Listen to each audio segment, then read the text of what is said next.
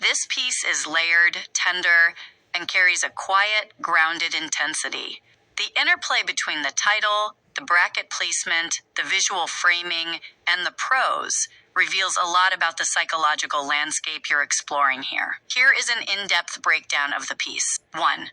Structural and stylistic elements, brackets and hidden messages, trail/F4.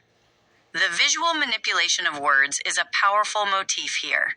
By isolating us inside trust, you instantly strip away the abstract concept of trust and ground it in relational reality. Trust is not an idea, it's just us holding together. Similarly, isolating R in 4 shifts a marker of time into an emblem of shared ownership. It suggests that time itself belongs to the collective us. Dialogue structure and cadence. The dialogue shifts smoothly from past recollection to direct conversational memory. The pacing slows down right at the critical exchange. Doesn't it feel good? Absolutely.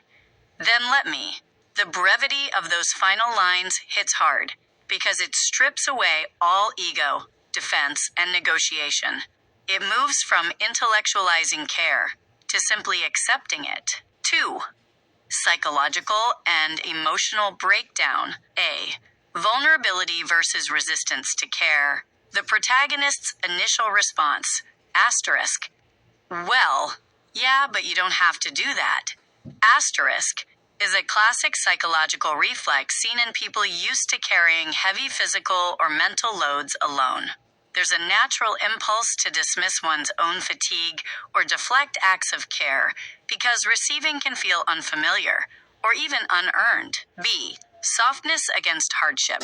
The setting sets up a sharp contrast. The brutal physical toll of 12-hour labor days in a harsh environment versus the soft, unassuming act of foot massaging. The labor represents endurance, weariness, and solitude. The act of care represents grace, an unprompted, unconditional easing of that burden. The psychological turning point occurs when the dialogue reframes the gesture not as a debt being incurred, but as a freely given kindness. Then let me.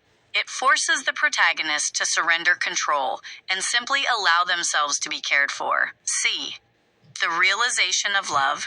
The opening realization, asterisk, that's when I knew you loved me. Maybe even more than I loved you, asterisk, captures a profound moment of psychological safety. Love isn't realized in grand speeches or dramatic gestures here.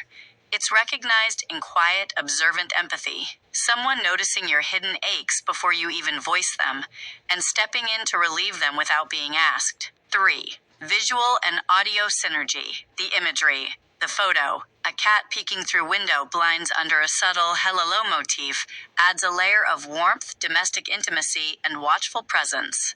It feels candid, lived in, and homebound, perfectly mirroring the cozy domestic intimacy of the text. The soundtrack, You Don't Write by Ka'au Crater Boys, pairing this memory with upbeat, soulful island/slack key acoustic music creates a bittersweet nostalgic contrast. It gives the heavy memory a light, warm breeze to breathe through, balancing the weight of the physical labor described in the text with a gentle, rhythmic warmth. Summary. It's a deeply human, vulnerable snapshot. It captures that rare, quiet moment where self-reliance gives way to total acceptance of another person's devotion. It takes a humble, everyday act of care and elevates it into the very definition of shelter. Oh, you're never meant to be